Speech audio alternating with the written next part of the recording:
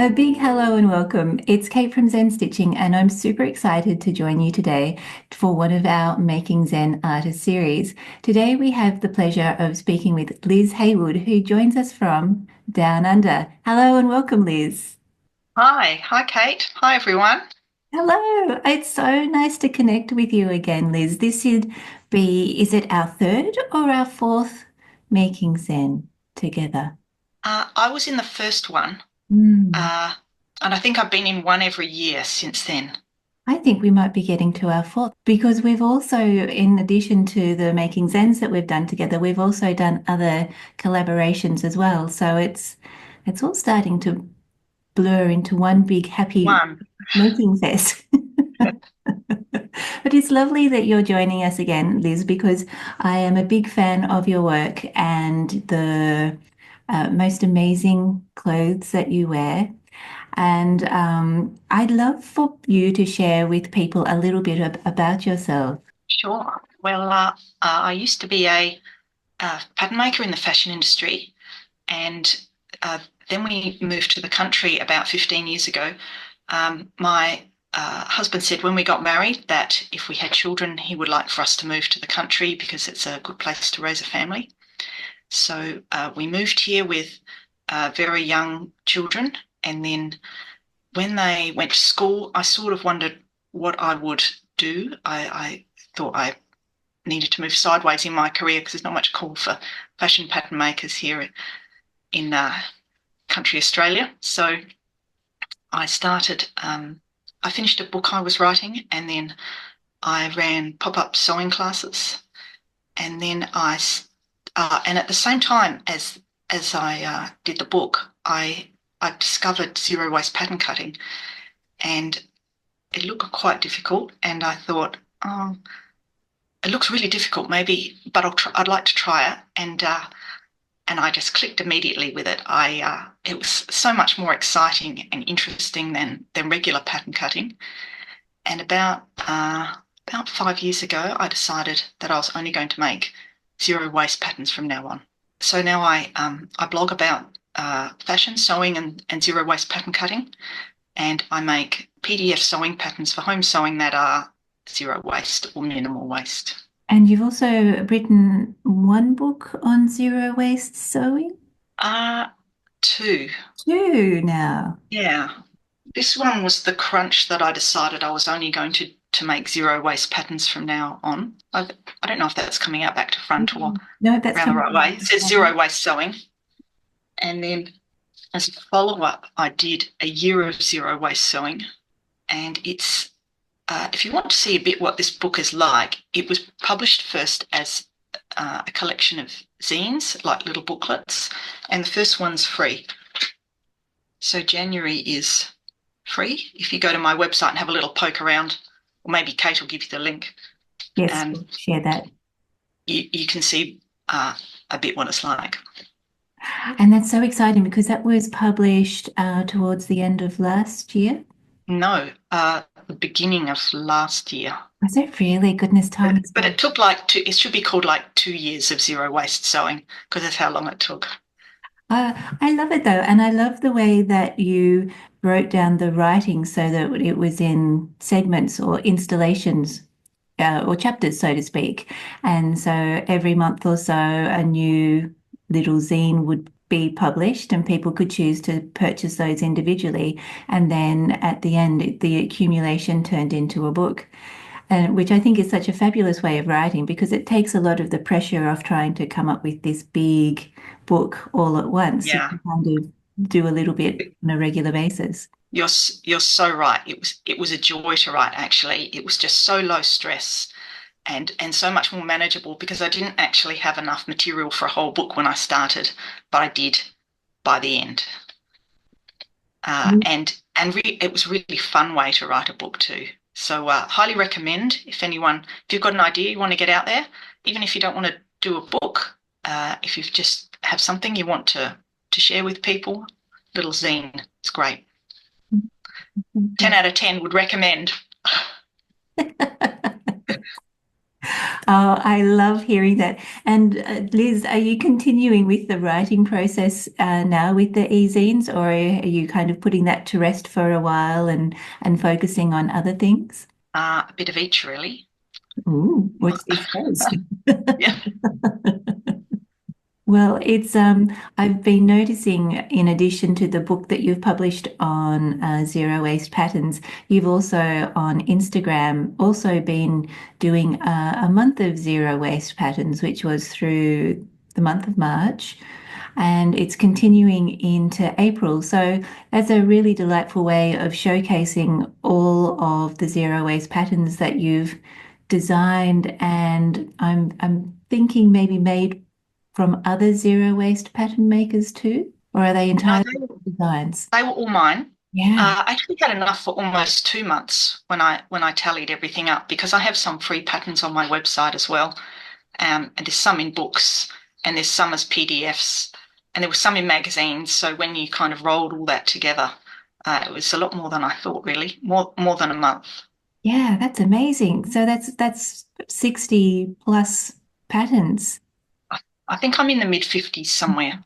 Yeah, I that's think it might be about 54 published patterns, mm, but some of like the free ones, some are only single size, some are experimental, and some are full, 20-sized PDFs.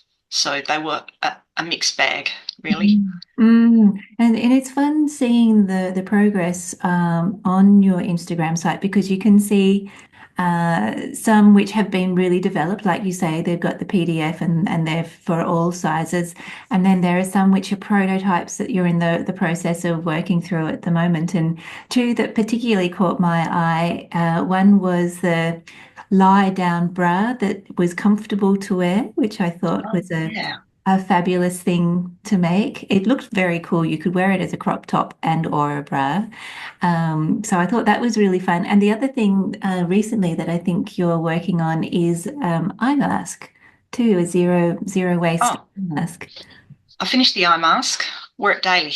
You? Yeah, that turned out not too bad. Example of a tessellating pattern.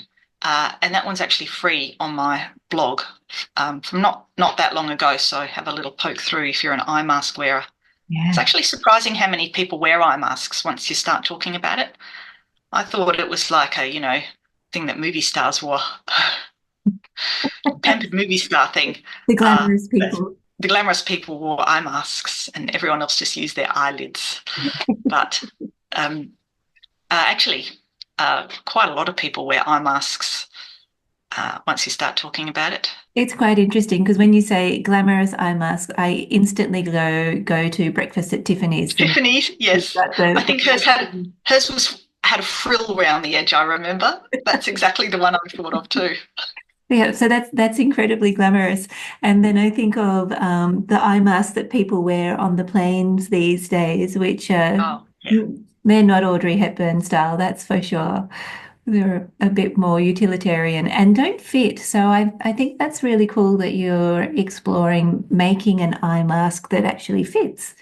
Well, funnily, we had some of those airline eye masks hanging about the house, and they had like a nose, um, like a triangular nose insert to help block out the light here. Oh, that's Uh, interesting. I put that on mine. It actually works better than the just the shaped flat kind. Mm. Um, yeah, so it was interesting to try and yeah. Oh, and slightly domed eyes also is another thing I tried with. Um, yeah, fascinating. It is, isn't it? It's a whole new world. Mm. Sleeping masks. Well, it does. It makes sense. Like I can't wear one because I get so much light in under here and my nose gets sore and all that kind of stuff. So if you can make them that actually fit people and they're comfortable and they block the light, that's amazing.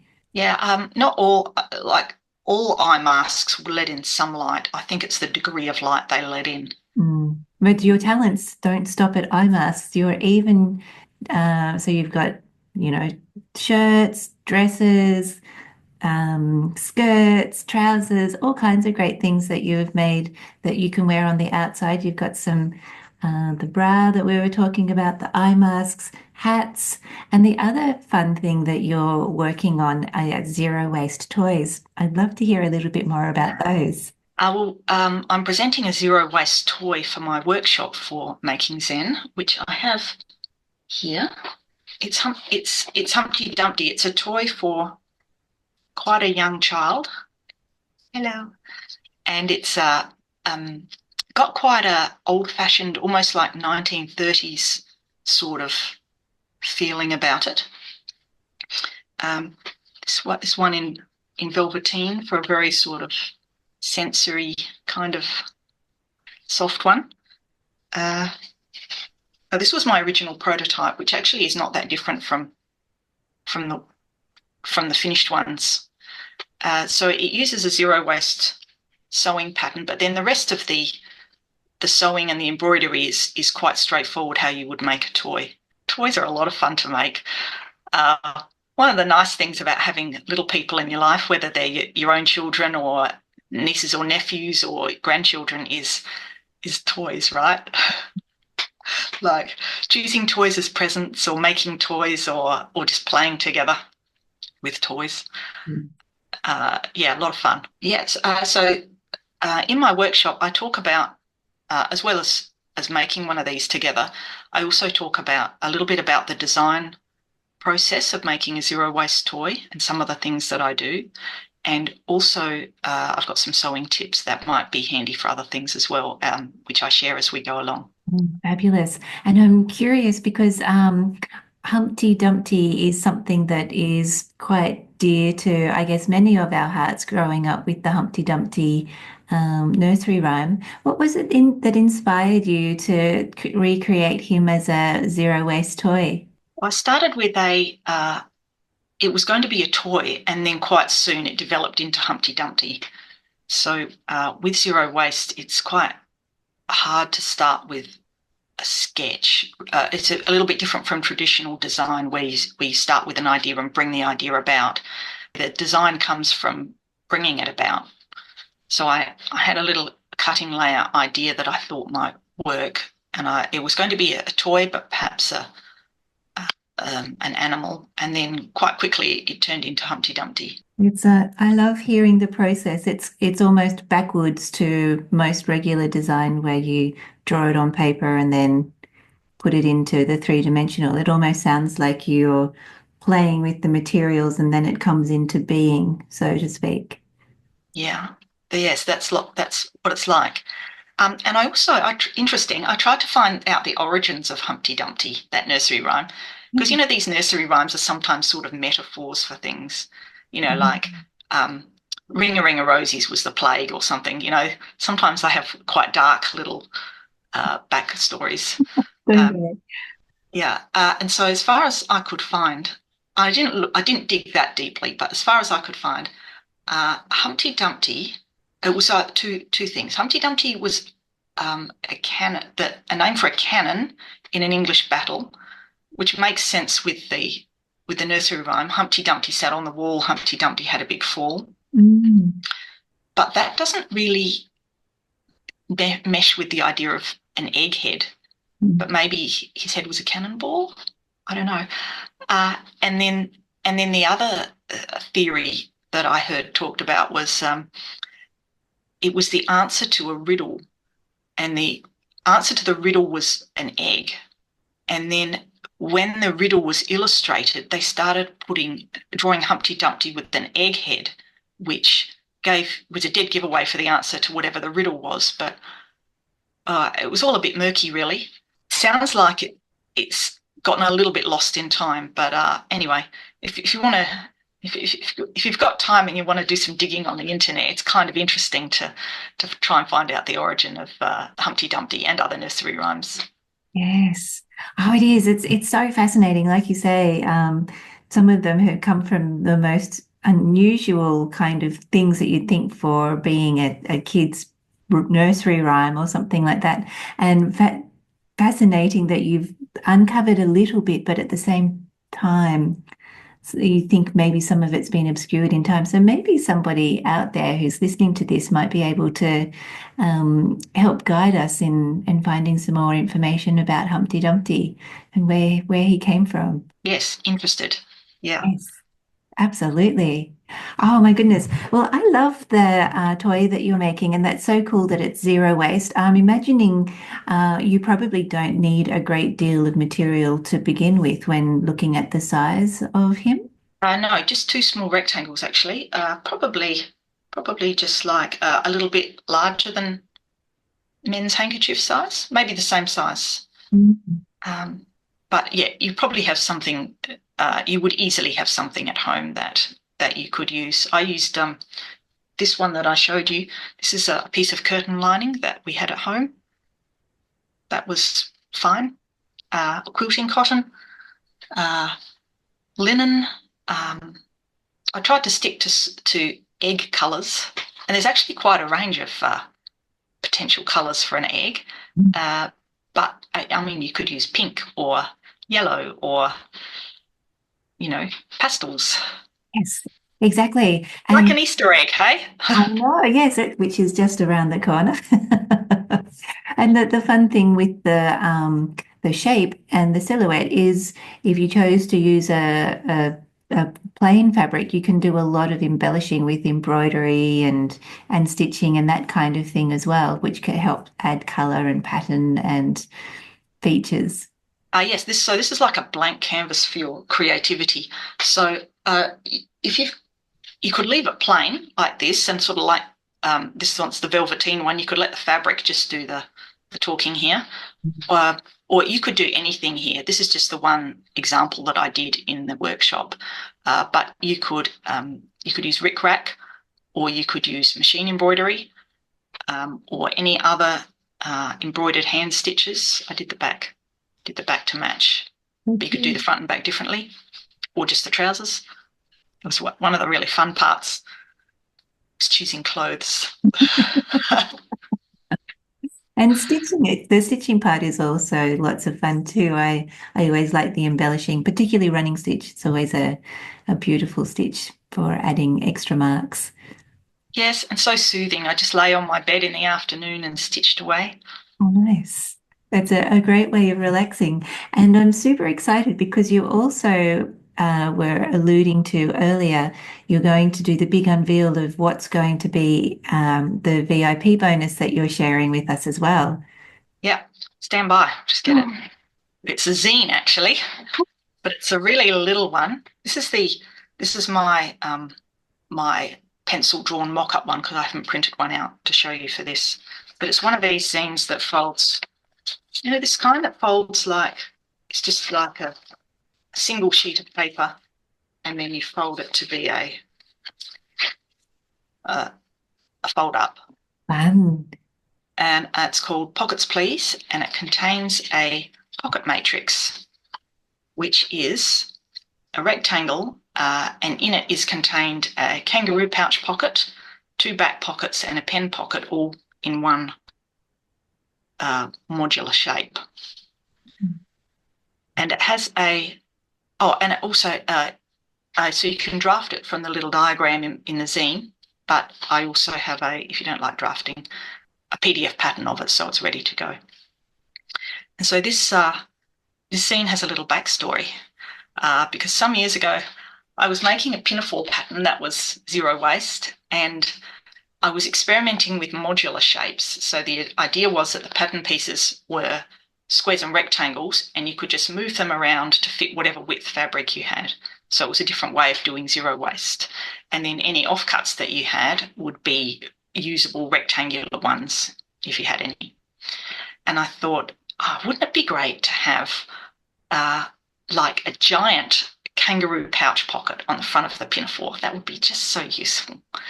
And I thought, how can I make that modular? And then I thought about this idea of like a pocket matrix. I could have the kangaroo pouch pocket at the front, and then I could have a bib pocket at the front of the pinafore, and then I could have back pockets, and I could do all sorts of top stitching. That would be really great. Anyway, so I had this idea for this pocket matrix, but I couldn't work out how to do it. I found I I just couldn't get the proportions or the angles right. And so I gave up. But the Pinafore did have zero waste pockets that were inseam pockets, and the Pinafore turned out okay. And then but I still really liked the idea. And I wrote about it in this January zine that I showed you before. That's free. I wrote about the idea in case someone else managed to work it out, or in a different way. So I talked about it as a concept. Anyway, a couple of weeks ago, I decided to revisit it and have another stab at it, and I nailed it. So here it is. And I like years too late for the Pinafore, but you could put it on any dress or smock or Pinafore that you already have. If you want to put pockets on it, and perhaps you just have like an end offcut from the fabric you used, you can just use a matrix to cut it out in a square. Wow. So that's the backstory. That's so much fun. Oh, so your brain was working on it all this time, and then when you decided to revisit it, it just all kind of like came together nicely. Obviously, the brain computer took 5 years to just compute that one. Well, sometimes, you can't rush these things. You can't rush genius. Can't rush genius, yeah. Well, actually, I hadn't really thought about it. I sort of wrote it off, and then I just thought to have another go at it. Yeah.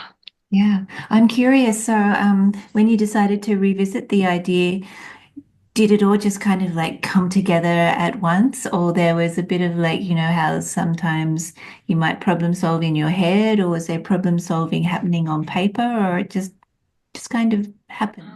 I drew what I thought. I started with a kangaroo pouch pocket and then fitted the other ones around it. But I had the same problem as when I started with, that some pockets ended up too small or too angled. Yeah, the same thing. The shape and the angles didn't fit. And then I went bigger because, pockets bigger, always better. Yes. But they were too big. I showed my teen and she said, "Oh, Mum," she said, "you've just gone too big." And it also took up too much fabric.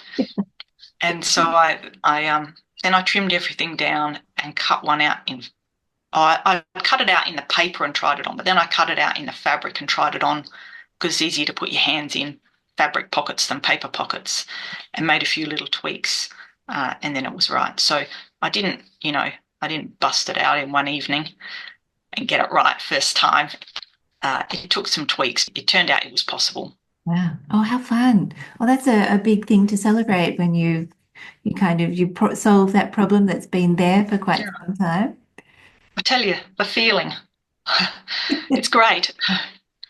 Yes, absolutely. It's like eureka. I'm so thrilled you're part of Making Zen, and I think lots of people will have a wonderful time dipping their toes in the water of zero waste sewing. And are there any parting words, Liz, that you would like to share with us? Any inspiration or motivation for people who might be thinking about trying zero waste sewing for the first time? Well, I hope you enjoy, and I hope you have fun, because that's a lot of the reason why we do things like this, isn't it?